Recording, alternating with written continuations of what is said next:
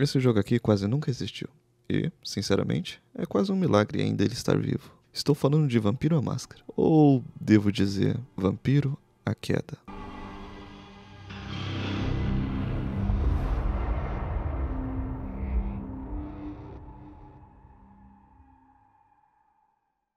Bloodlines 2 é a continuação de um CRPG chamado Vampire the Masquerade Bloodlines, baseado no RPG de mesa Vampiro à Máscara. O primeiro Bloodlines foi um fracasso no lançamento, mas com o tempo virou um clássico cult, amado por quem o jogou, criando uma base de fãs que fazia esse jogo não ser esquecido. Mesmo assim, nunca teve uma continuação. E isso acontece porque, no começo dos anos 2000, a White Wolf, dona da franquia Vampiro à Máscara, estava em decadência. Os RPG de mesa estavam perdendo espaço para os videogames, e a White Wolf acabou sendo comprada pela CCP Games, que queria transformar o mundo das trevas em um MMORPG. Só que esse jogo nunca viu a luz do dia. O projeto foi cancelado, e a White Wolf acabou sendo vendida novamente, mas, dessa vez, para a Paradox Interactive. E é aqui que começa a nossa história com Bloodlines 2.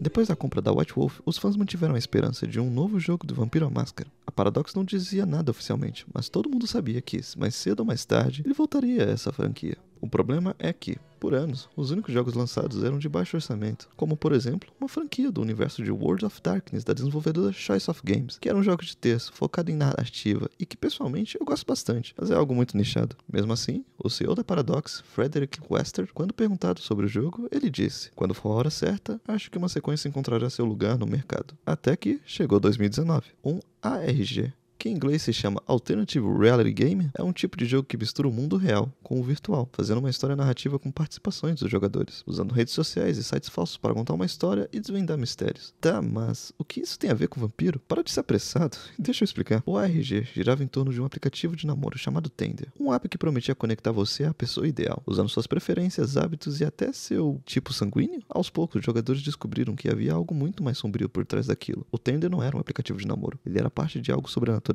E no final do ARG, durante uma das conferências fictícias, veio a revelação de que todo mundo esperava.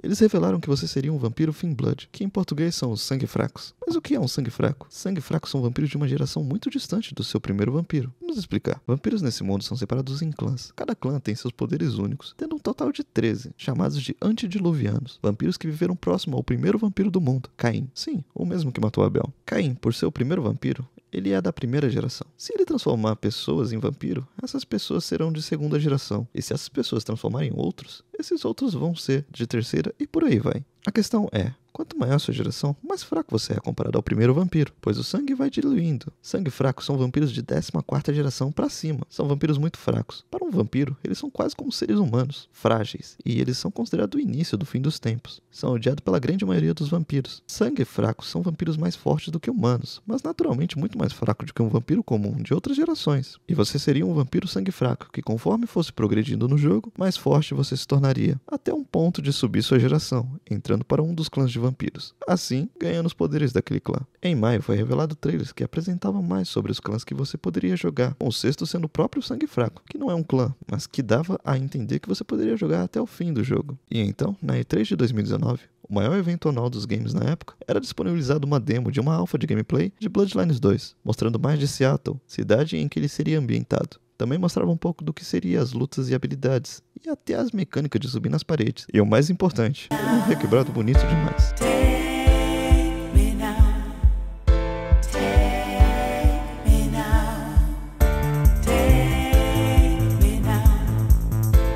O jogo parecia interessante, tirando essas piruetas. Mas fato era, o jogo precisava de polimento, já que os bonecos pareciam ser feitos de borracha ao tomarem dano. Bloodlines estava cru, mas pelas gameplays ele tinha grande potencial e com certeza os fãs estavam ansiosos para o lançamento dele em 2020, se ele não tivesse sido adiado para o final de 2020. Bem, Tudo bem, afinal, às vezes eles precisam de polimento para o jogo sair da melhor maneira possível. Mas então ele foi adiado para 2021. Ok, às vezes precisamos de mais. Meses depois ele era revelado que a desenvolvedora junto com a Paradox demitiu toda a equipe narrativa de Bloodlines 2. Tá, isso era preocupante, pois dentro daquela equipe narrativa tinha o principal escritor de Bloodlines 1. Isso foi um grande alerta, principalmente quando Brian Mitsoda disse que foi despedido do nada, sem nem darem um motivo. E é aqui que começa a queda. Tempos depois, Hardsuite Labs também foi removido do projeto. No caso, a própria desenvolvedora do jogo, saindo totalmente do desenvolvimento. E pelo visto, Bloodlines seria esquecido para sempre, deixando todos os fãs decepcionados. A questão é que ainda havia esperança. Foi revelado que o desenvolvimento de Bloodlines voltaria, agora com uma nova desenvolvedora no projeto, chamada The Chinese Room. E isso é incrível. Agora finalmente teríamos a continuação do nosso amado Bloodlines. Isso deixou os fãs com um grande pé atrás dessa desenvolvedora, mas ela não ficaria quieta. No site da Paradox, periodicamente eles faziam atualizações de desenvolvimento, explicando o que fariam com esse jogo e o que os fãs poderiam esperar dele. Tinha sido revelado que tudo que a gente viu na pré-alpha seria recriado. Algumas coisas ainda teriam na versão final do jogo, mas a desenvolvedora teria que reiniciar o projeto para fazer um jogo sólido e funcional. E assim foi feito, com o jogo sendo adiado para o segundo semestre de 2024. E eles foram soltando trailers e um grande trecho de gameplay no começo de 2024. Você não seria mais um sangue fraco, e sim um vampiro ancião que não se lembra do seu passado e que por algum motivo tem um vampiro que fala com você dentro da sua mente. O jogo parecia interessante, mas os fãs não gostaram nem um pouco dessas mudanças. Quando o primeiro semestre chegou, tinha sido anunciado que agora ele chegaria em outubro de 2025. Mais um ano de grande espera. Esse jogo parecia não sair do papel, mas a justificativa deles era que precisavam desse tempo todo para polir o jogo, resolvendo bugs e otimizações. O que faz certo sentido, já que para você corrigir bugs e polir o jogo demora bastante tempo, e tínhamos que ser compreensíveis, afinal, esse jogo tinha sido reiniciado. Não julgo os fãs por estarem receosos com o fato deles não terem confiança na desenvolvedora e estarem frustrados com a demora, já que esse jogo era para ter sido lançado em 2020.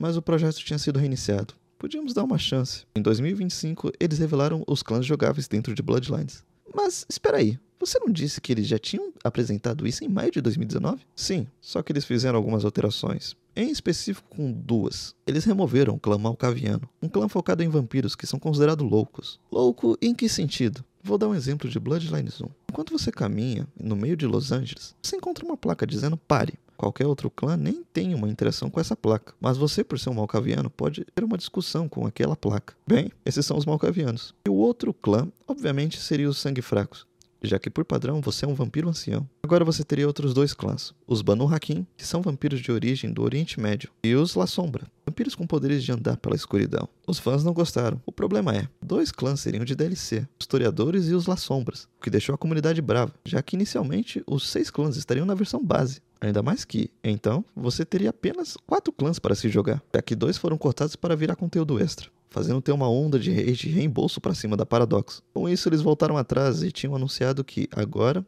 estaria no jogo base, e para aqueles que compraram a versão mais cara do jogo, agora receberia as DLC que eles iriam fazer e lançar no final de 2026. Mesmo assim, muitos fãs estão tristes com esse jogo, pois ele carrega o nome de Bloodlines, mas não se parece com um jogo de RPG.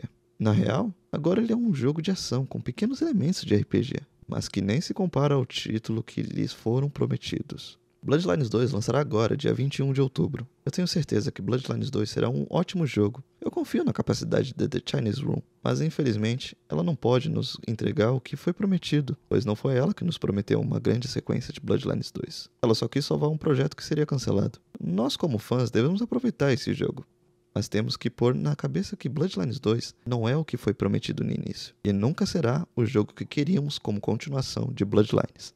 Essa franquia é amaldiçoada. Os dois jogos tiveram um grande problema no desenvolvimento, e se você quiser saber como foi o desenvolvimento do primeiro jogo, veja esse vídeo aqui. Por favor, se puder, se inscreva, deixa o like. A cada 2 semanas terá um vídeo longo, e de 2 em 2 dias, vídeo shorts para vocês não ficarem sem conteúdo.